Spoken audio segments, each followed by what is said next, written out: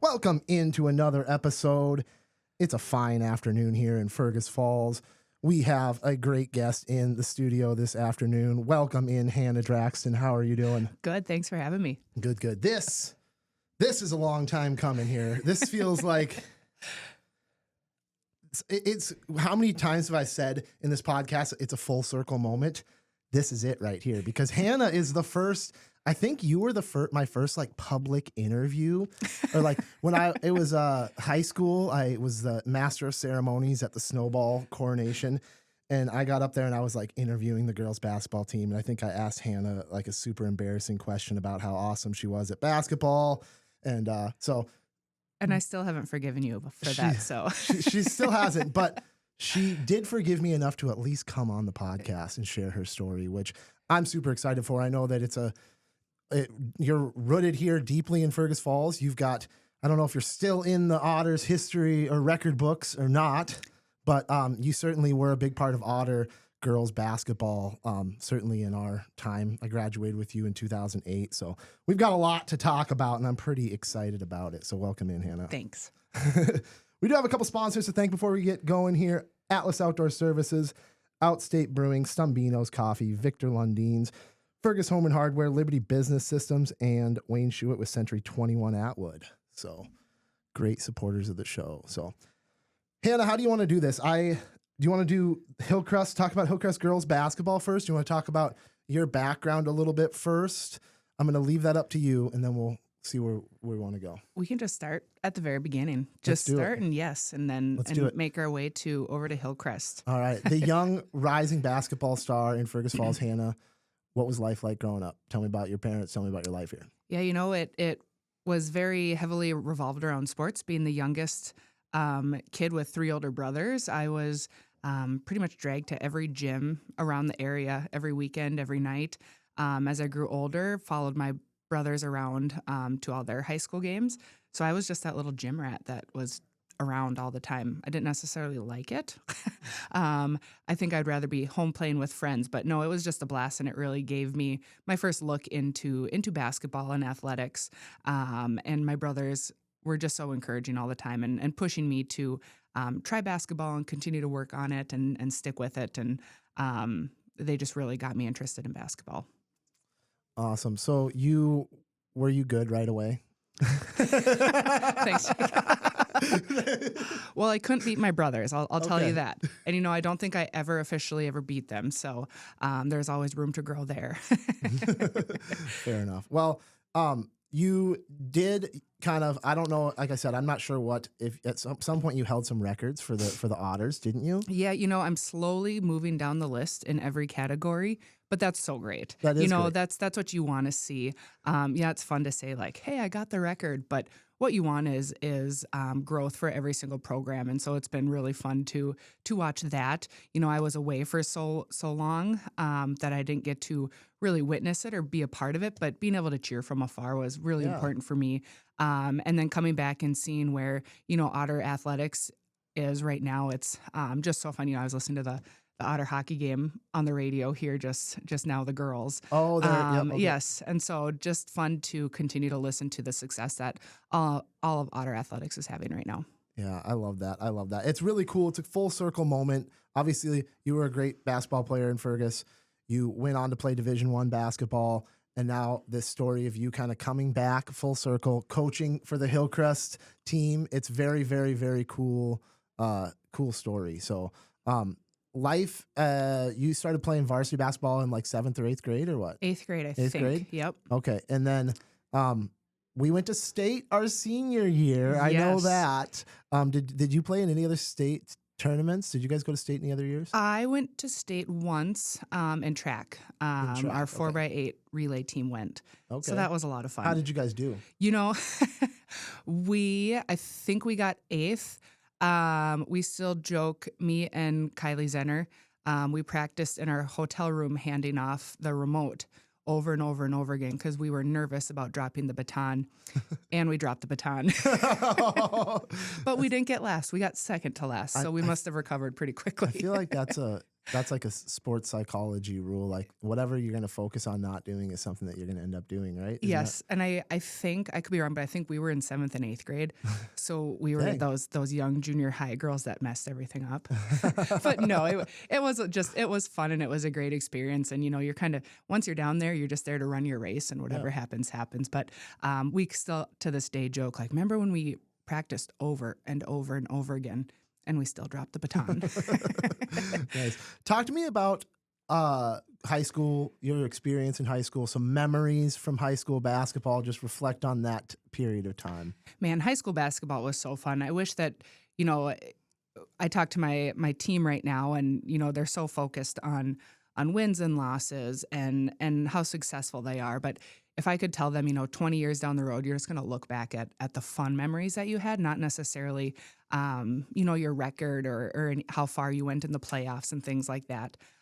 So when we get together and talk, Sarah Jensen and Aaron Morstead, Amanda Lewis, we still talk a lot about it. The number one things that come ahead is, our pep band. Man, that was fun to have them. And, we just go to gyms these days and we just don't hear a lot of pep bands. So we always talk about them, the community. I mean, we could not have a better fan base and supportive community around us. So we still talk about that walking in and out of Moorhead State during our section finals game. Super fans. And that was going to be my last one, our super fans. Jake, I think you might have been the number one super fan. I didn't wear my Angels in the outfield robe, but if anyone was a part of that experience, listening from the class of 2008 there. I was just telling Derek about that. I was like, Jake used to put on this choir robe and go stand across from the student section in the very top row of the bleachers, and he'd start flapping his arms, and it was phenomenal. And so it was, and that's something too. I think student sections, they're great and they still get into the games, but there's something to be said about that 2008 super fan student section. You guys were second to none. And so those are the things that we look back on and talk about. And it just makes such great memories. Yep.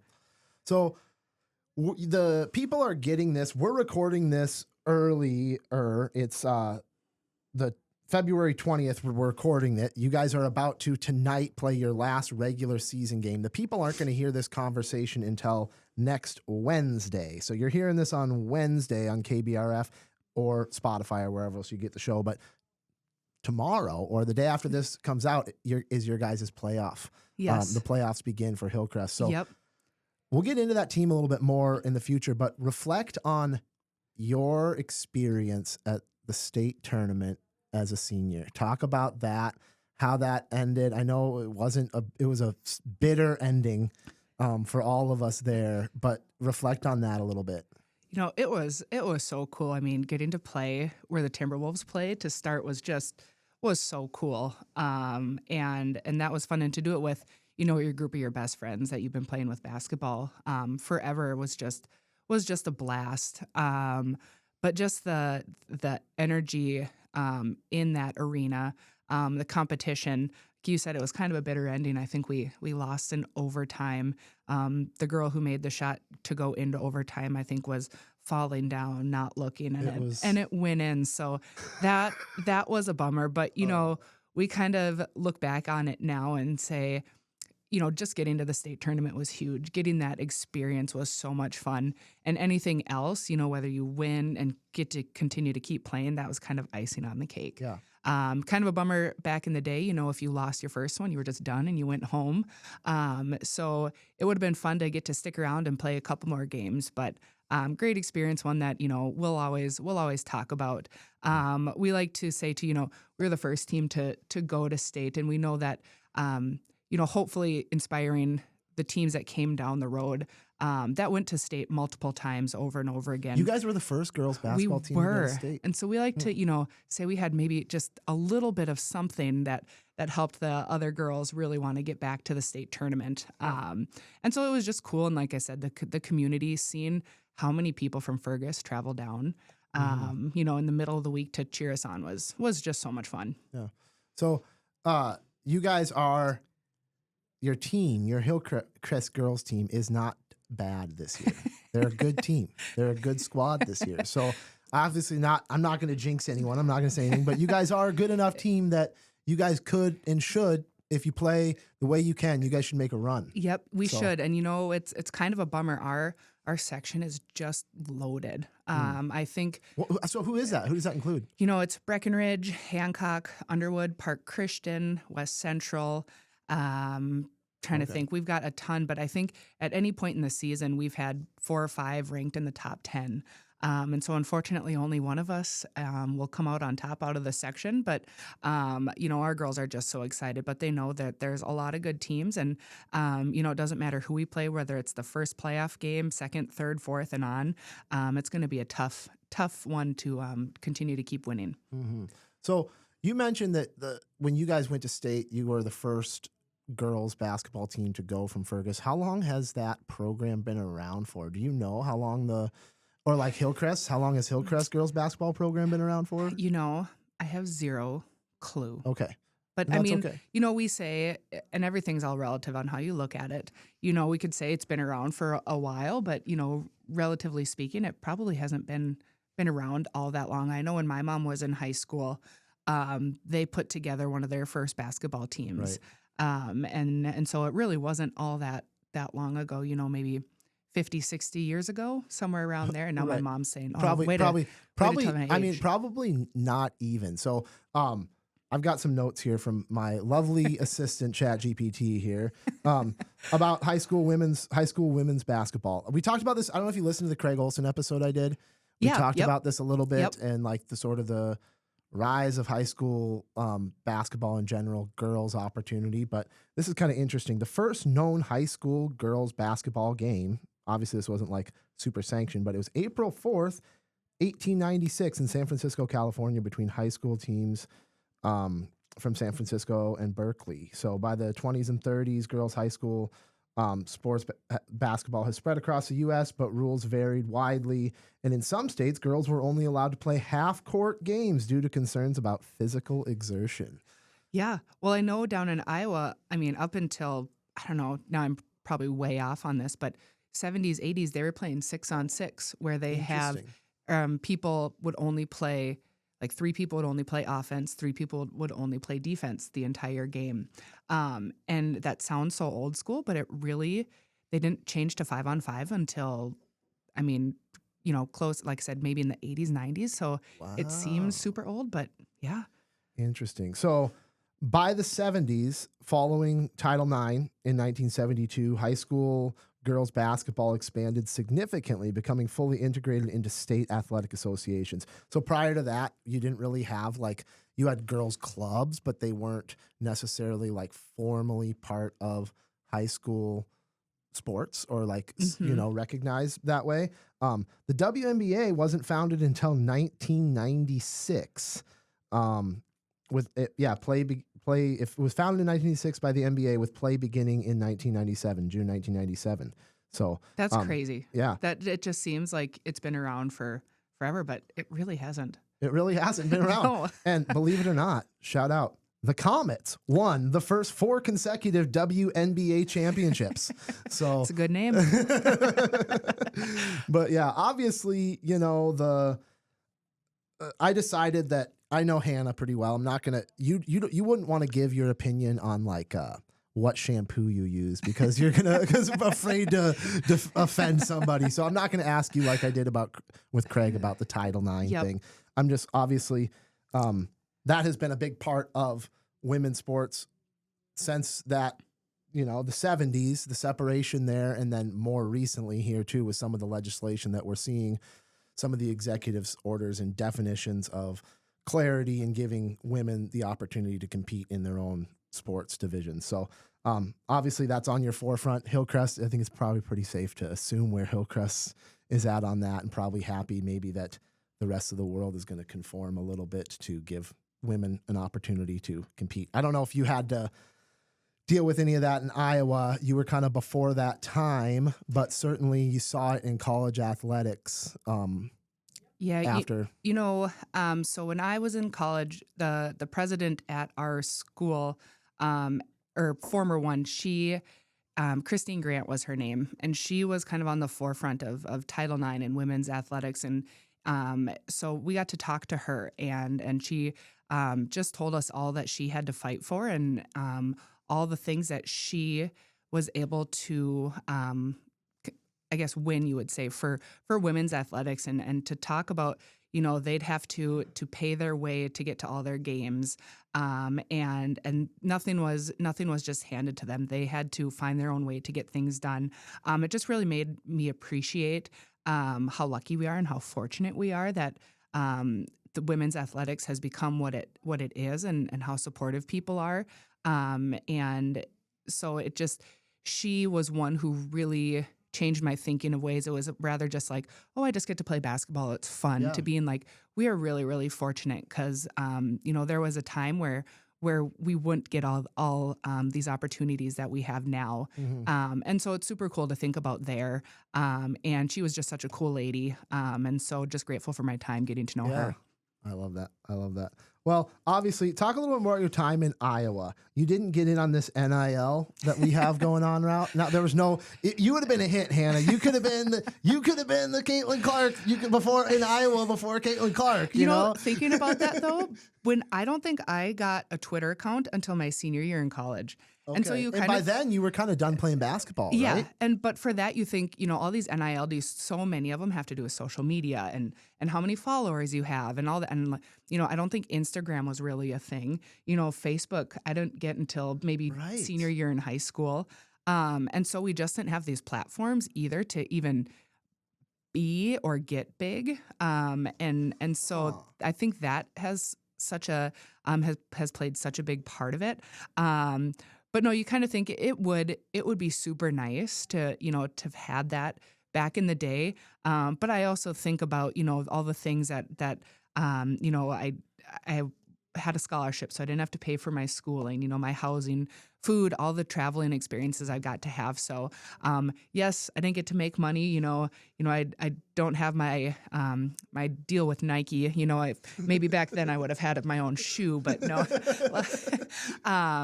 But it's just super cool because these athletes, they put in so much time. It's more than having a full-time job, and it's a lot of work. And so to see them being able to, to get something back for all the work that they put in is really cool because they don't have time for jobs and other things like that either. And injuries are just as prevalent in college, sometimes more based on the situation, sometimes the way they treat Division I athletes that don't necessarily have as much scrutiny surrounding them.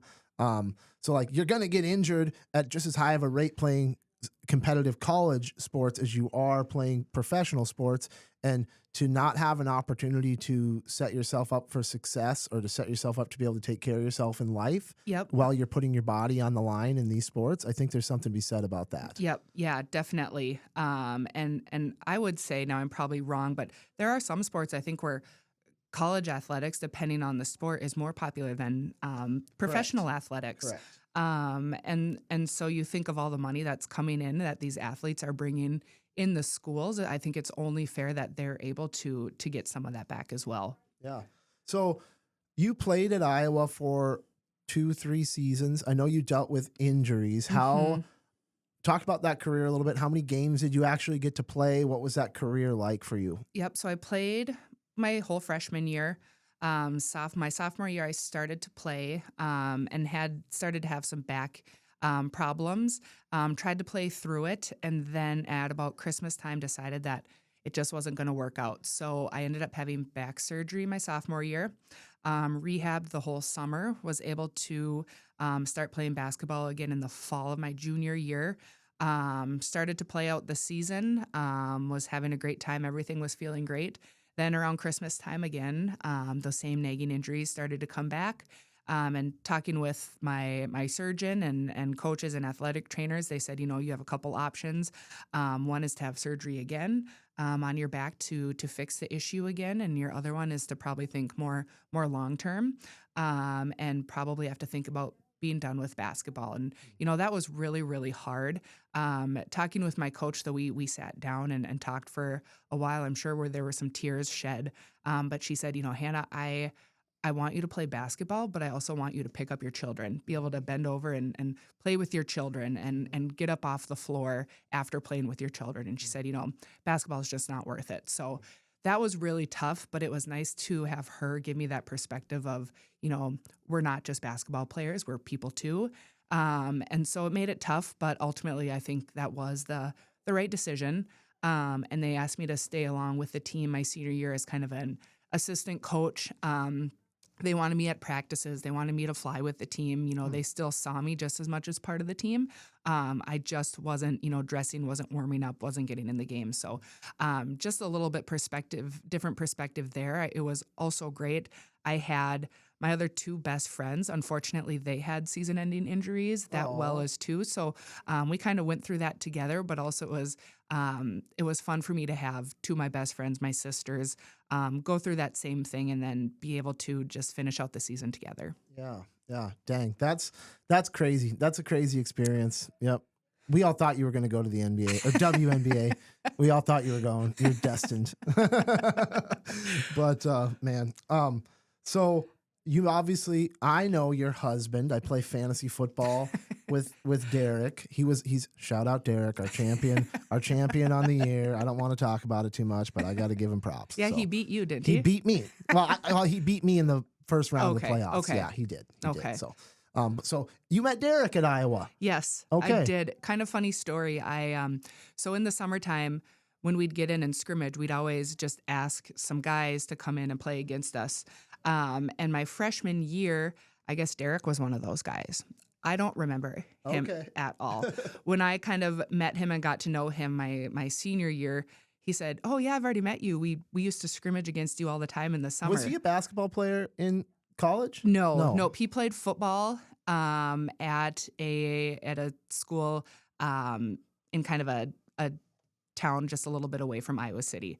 But he would come in and scrimmage us, and apparently he didn't have that face that I really recognized. But 4 years. But he remembered you. He remembered you. But 4 years down the road, we bumped in again. It was fate.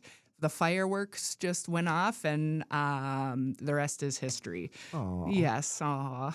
I love that. No, Derek's a good guy. So you got Derek. He was the best thing that came out of your Iowa career there. So. Yes. And then after you were done there, where did you go? What did you do? Did you have a degree that you fell back on then? Yep. So I ended up taking a job with Target for my first year out of school. And I moved to the Quad Cities and spent a year there working at Target. And then I know this is going to sound cheesy, but, my boyfriend lived an hour away and I was ready to get married. So I moved closer to him where I could see him a little bit more often. And I just worked at a restaurant for another year and did that. And then we got engaged. And then once we got married, it was kind of funny. We moved into our apartment the day after our wedding. And then about not even a month later, we packed up and we moved to Minneapolis. So, and actually he stayed down in Iowa and finished up his job down there. And I went and moved up and tried to look for apartments and things like that. So, it was kind of a whirlwind of our first couple months of marriage, but, we moved to the cities for a couple years. And then, I finally convinced him to move up to Fergus, and it's been great ever since. That was after you guys got married? Yes. So, Yep. Okay. So we moved up, and then once we had our first daughter, we both had parents that would love to come and help out if she was sick and we had to get to work, but they were both, 2.5, 3 hours away. Right. And so we kind of said, I think we need to get closer to grandparents.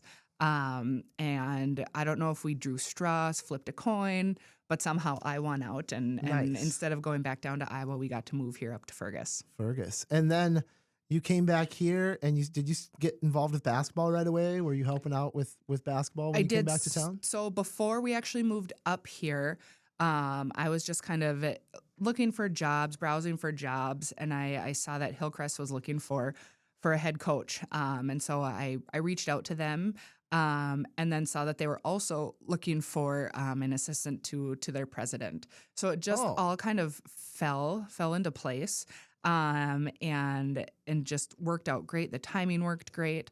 And that's what I've been doing ever since. So you're the assistant to the president Yes. at Hillcrest. I like to say the assistant president. The assistant president, the vice president. Yes. I'm the vice president. Yes. So dang, Yes. that's pretty cool. So yes. tell me about your job a little bit then. Like, what are your duties at Hillcrest there? I kind of do a little bit of just help out whoever needs help, but my main job is assisting the president. So, helping out with his... Who is that? Brad Hoganson. Yeah, that's right. Yep. So, helping with his schedule, plan and set up for meetings, different events, correspond with people for him. And then I do a little bit with the alumni office as well as marketing and finance too. So, Awesome. but yeah, it's been fun. I love the school, love the community over there. And it's just been a great, I think, 8 years. It doesn't seem that long, but Wow. I've been there for 8 years. Wow. So it allows you to coach. Yes. You get to focus as much time as you need to on coaching as well as just sort of helping keep things running. Yes. Nice. Yep. So talk to me about starting up coaching at Hillcrest then, because like I said, your team this year, not so bad. But talk to me about your time at Hillcrest. One of my favorite memories is I had just started my first school year at the school. And one way to raise funds for your sports teams was to do concession stands for other sporting events. So I signed up girls basketball, didn't know who any of the girls basketball players would be. And Molly McGuire signed up to be in the concession stands with me. And I remember her looking at me and saying, "You're the new basketball coach, right?" And I said, "Yeah." She said, "I just want to let you know, like, we're not really a team that, does conditioning or likes to run." And I just had to chuckle at that because I thought, just wait till November and see what happens. But that was just so fun. And I can joke about that with her because we're still such great friends. And it's fun to talk with her about her time at Hillcrest. But yeah, it's been a little bit of a ride. It's been a building program in the last couple years, and it's been a lot of fun to see kind of that change. And in just girls athletics, I think you look at their volleyball program and some other sports as well, where maybe they didn't have as much success, and now they're starting to see some of that success. And so it's a lot of fun for the school and for those young girls who have put in all that work. So just to put it into perspective though, like your first year, how many games did your program win? I think we won 2, and the next year we won 2. Okay. But then the next year we won 4. Okay. And then I think we made it to double digits the following year. And then this year, how many games have you guys lost? We have lost 3. Yes. All right. So it's been fun, but these girls are they're awesome. They're so fun. They make going into the gym and coaching just so much fun. Yeah. So talk to me a little bit about the team. Who are the stars? Yep. Oh, we got so many of them. No, they're just, what's fun is, we have some girls that may score a lot or rebound a lot, but we're so balanced, and at any given night, anyone can just shine. We also have some girls who are like, I don't shoot a lot, but man, I'm going to play defense. And it's just so fun to watch those girls. Derek always talks. He's like, I was terrible on offense. All I want to do is play defense. So he really likes to cheer for those girls. And he's always like, oh, those are my favorite girls, where other people say, these are their favorite girls. But what's fun is, even though whether or not they're, top of the team, they're the last one to get in at the end of the game, they're just so fun to watch. Mm-hmm. Their smiles and their celebrations for each other, it's so just, they're a blast, and they're goofy and they're silly. And it took me a little while to change my way of thinking from college, where everything was so serious all the time and basketball, to knowing that, it's okay to laugh, and it's okay to dance on the sideline. It's okay to get a little bit goofy. And I think they keep everyone very lighthearted. And so even in times where maybe it's not going so well, these girls have a way of keeping things fun and light, which I think ultimately has led to a lot of their success. Nice. Well, I'm no Craig Olson, so I'm not going to try to hack my way too much through the sports interview, but talk about like the age. Like, are you guys a younger team? Obviously you found some success this year. Has it been something that these girls are finally getting older and you found some success, or do you still have some like years with this core group here? We have two senior starters for us. We have a junior starter, and then we start two freshmen. Okay. Our junior has been out with some injury, and so now we have a 7th grader starting in her place. Okay. And our bench is 9th and 10th graders. So we are young with Nice. with our two senior leaders. But like I said, that's where kind of I think some of our fun goofiness comes, because they are so young. We joke when it's time to get home and from an away game, and they're like, "Coach, we need to use your cell phone, or can someone call my parents and tell them I'm here?" Because a lot of them don't have cell phones, or a lot of them have just gotten cell phones, and so it's just kind of funny. I think us coaches, my assistant coaches, do a really good job reminding me of, hey, that girl's only 13, she's only 14, and so I have to remind myself that we have these high expectations for them, but they just have so much more room to grow and so much more potential. So trying to keep that always in your head as Hannah, well. Come on, Hannah, go easy on her. She's just a child. Oh. I love that. I love it. Well, who'd you guys lose to then? 3 games. Who are the losses? Yep. So we lost to Wheaton. Okay. And that was we lost in overtime. And that one was super fun. We actually had 2 of our starters out. We got hit with sickness real bad a couple weeks ago, but we had some young girls just step up, and girls who don't typically play a ton of minutes stepped up and played big minutes. And so although we lost, it was a really, really fun game. I think the score was like 93-88. So there wasn't a whole lot of defense, but it made it really exciting for the crowd. And then we also lost to Pelican Rapids and then Morris. Okay. So two little bit bigger schools. I think they're 2A schools. Will they come up in sections? That'll be like the road to state doesn't go through those. Nope, because they're a class above us. Okay. So Wheaton is in ours, but they're in the other half. So we would only see them in the section championship game. Okay. And so, but yeah, that would be potentially then. Yep. Foreshadowing. Yes. That would be the game. Yes. The Wheaton Hillcrest game, maybe. All right. Well, we'll look out for it. That's awesome, though. So, who's the game against? Obviously, it'll be history by the time the people hear it, but who are you guys playing tonight? We go to Breckenridge tonight. Okay.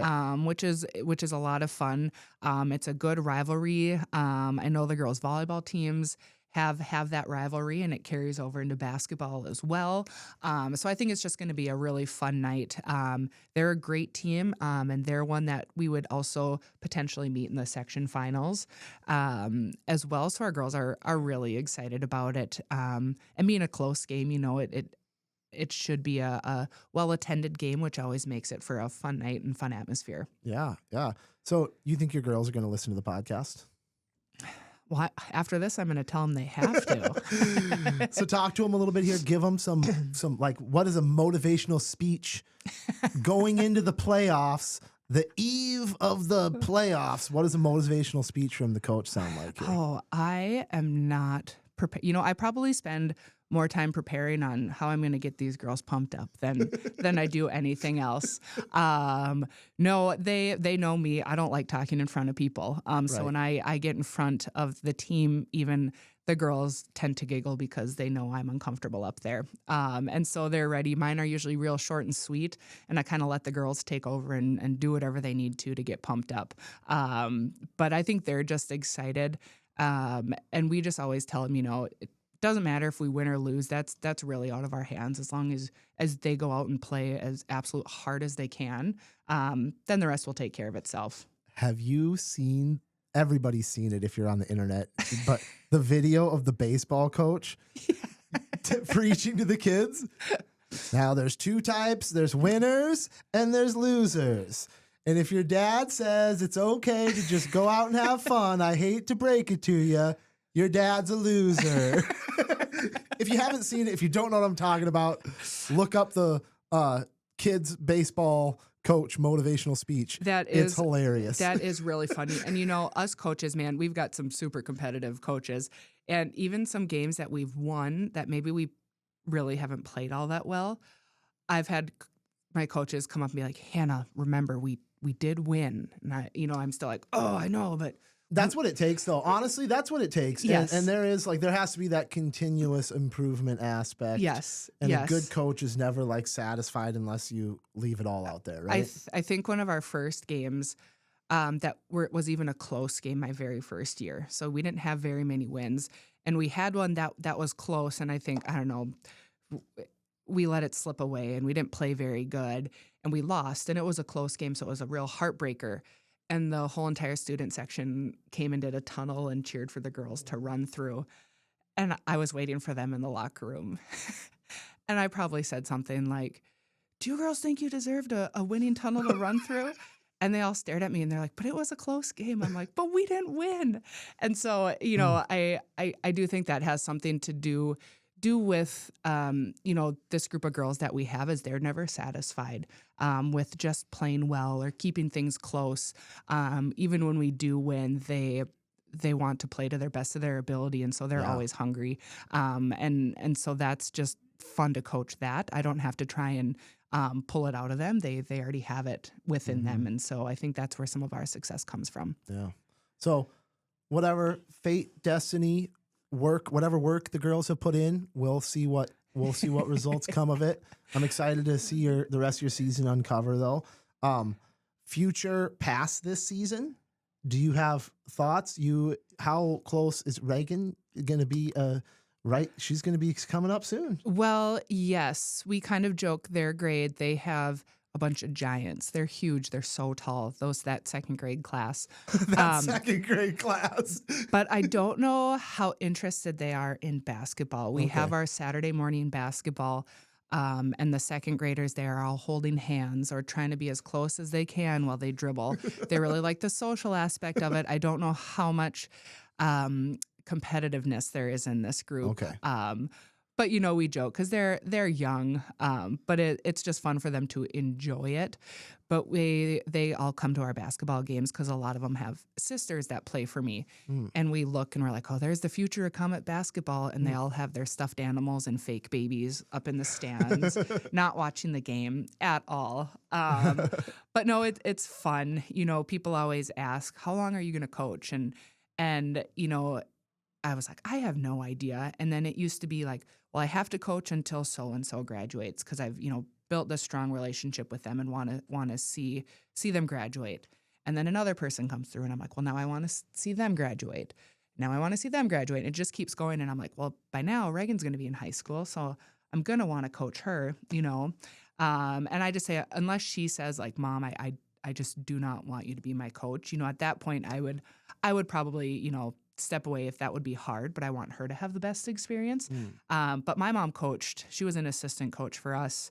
She coached us in backcourt, and then until we graduated, she was with the coaching staff, and I loved it. And I know my friends enjoyed having her too, because she was just kind of like their moms as well. And so I hope Reagan would enjoy that, because I think it would be a lot of fun. I mentioned to Derek that he should coach youth basketball for Reagan, and he just chuckled and walked away and said, I don't think I'm the man for that job. But no, it's just exciting that she kind of, is starting to like it. She'll watch some Iowa basketball games with us, and of course she knows the Caitlin Clark name. The joke for her, she's always like, they all know Caitlin Clark, but I'm the real Clark. I'm Reagan Clark. And so she enjoys that. We were over at Spartan Buddies, and she had an Iowa shirt on, and she shot it. And one of the guys players were like, "Oh, Caitlin Clark," and she's like, Reagan. Yeah, I think. By the way, I think I even started this episode by introducing you as Hannah Draxten. So Derek probably should have just taken your name. He probably should have just taken your name, but for your Hannah Clark. Yes, Hannah Clark. Yes, it's okay. It just went right over my head, because I'm still Hannah Draxten, I think, in Derek's phone. So right. And Derek even explained, like, when he goes to games or he goes places, if people don't know him, they're like, "You're who?" I'm like, "Oh, I'm Derek. I'm Hannah Draxten's husband." Oh, okay. Okay. Oh, he's a good sport about it. So, but needless to say, you've got a good situation with work. You have a good balance, it seems like, with your coaching and a vice president role, assistant president role. So that's really cool to see that you settled in. And I don't get to spend as much time with you and Derek as I would like. The way this worked out is I kind of interrupted your guys' Valentine's date. I like caught you at the tail end of your Valentine's date. Yep. And roped you into this interview because you've been evading it. You've been avoiding it for a while. I think every time we run into each other, you ask me to come on your podcast, and I politely decline every time. Mm-hmm. And finally, you and Derek kind of ganged up on me and got me here.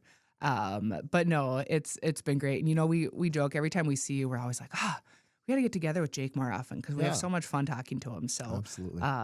Luckily, we tend to run into you a lot. Mm-hmm. Talk about the Otters program. Do you guys ever scrimmage those girls being in town here at all? We don't. A lot of times schedules just don't align with that. They're playing much larger schools. And they are. Yep.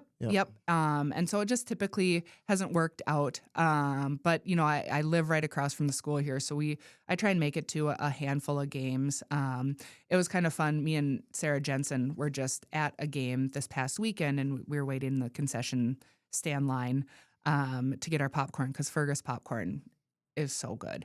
But there was a guy and he's like, Sarah and Hannah? And I, yeah. And he goes, oh, when I first moved to town, I think he said you guys were seniors.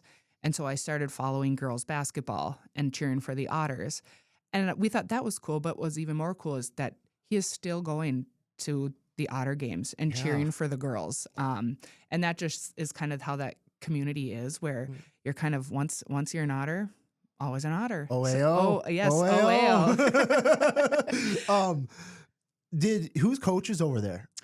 Josh Steer. Okay. And he's been there a while now. I think we maybe started around the same time. Okay. And he's a great guy, and he's done a great job with that program, and they're a ton of fun to watch as well. So trying to get over there as many times as I can, with a lot of our games being on the same nights, we don't get to make it to a ton. But they're a fun group of girls to watch. Yeah. What else do we need to talk about here? I always get a little bit, I don't know, sometimes I do AI speculation for the future. I don't know if AI is affecting basketball anytime soon. You work with any analytics? You guys do team analytics or any of that stuff? It's kind of nice. We subscribe to a program, and whether it's AI or it's someone, sitting on their laptop on their couch in their basement, but able to send in film and get it broken down, everything. So makes it easier for us. We don't have to sit with our notepads and rewatch games and take stats after every single game. So technology has definitely made things easier. Yeah. Yes. Yeah. What else, Hannah? What do you feel like? Do you have anything else that we didn't touch on today that you feel like, ooh, I'd love to talk about this, or I'd love to highlight this? Usually we go a little bit longer. I'm not going to force a full time out of you here, but I'd love to hear if we missed anything. Not that I can think of. As I was just kind of thinking of things that we talked about, and coming back to Fergus, and being this is kind of a Fergus podcast. I mean, Fergus is such a cool community to raise a family in. We have come back, and when we first chose to come back to Fergus, Derek was kind of giving me a hard time, like, oh, do we want to move to Fergus? Small town, all this, and he has loved it. I think there's just so much to do. And back in high school, we probably said that wasn't the case, but man, there's so many opportunities and for families and for kids. And so we've loved being here, and think it's just such a great place. Yeah. Fergus is it's a great community. It is. Really is a good community. Great community to raise a family, and I wouldn't know, but it's a great community to raise a family, and I'm sure. Well, now we have the pool coming. We got the pool coming. Yep. So I'm like super, super excited about that. Yes. Yeah. I usually ask best business advice, but best advice for a young aspiring basketball player, maybe got some potential to play in college, beyond, like if that's the path someone is seeking, what do you have for advice for them? The very cliche, always have fun. and always work hard. But I think one of the big things for people is that they can, especially nowadays where you start so young and so intense at a young age, that, don't overdo it to where you find yourself burnt out. I think a lot of times these days, there's so many young athletes who by, ninth, 10th grade, they decide that they don't want to do sports anymore. And so to remember to keep it light, athletics are there because they're fun, because you get to do them with teammates and friends. And so if it starts to feel like a job and it's not fun, it's okay to take a couple weeks off, to take a break, to just enjoy other things in life. And I think that's hard to say. And, if my players were listening, they're probably like, yeah, right. Hannah's always telling us to get into the gym more often. But, it's the same, as you get older, you try and find that work-life balance with your job. And it's the same, you in school, you don't want to be so heavily focused on your academics. All the teachers are probably like, Hannah, what are you saying? Right. But it really is, you've got to find that balance of everything so that you don't get too stressed out. You're not losing sleep, that you're able to enjoy all of it, because you're only 15, 16 years old once, and you've got to be able to enjoy it as well. You've got the whole rest of your life to stress out about things. So I think if people can keep things light as much as possible and remember it's okay to take breaks, that will take them really far. And advice for parents?